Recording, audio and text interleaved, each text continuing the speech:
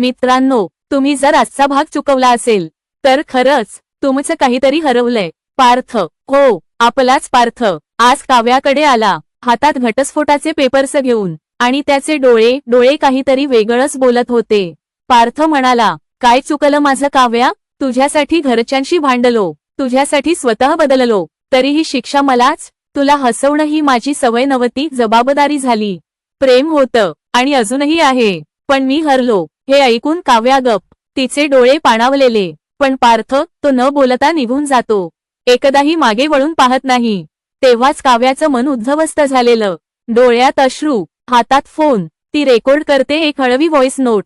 काव्या म्हणते, पार्थ प्लीज ऐकून घ्या, मी वकील घरी बोलावला होता, पण कारण वेगळं होतं.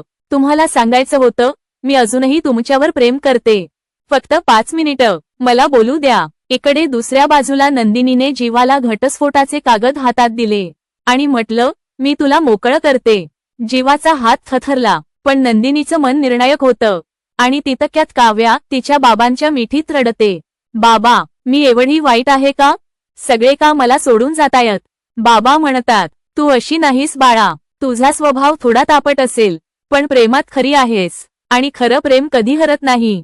दुसऱ्या बाजूला जीव आणि मानिनीची स्वयंपाकघरातली गोष्ट एका करपलेल्या भाजीतून जीवनाचं तत्वज्ञान देत होती.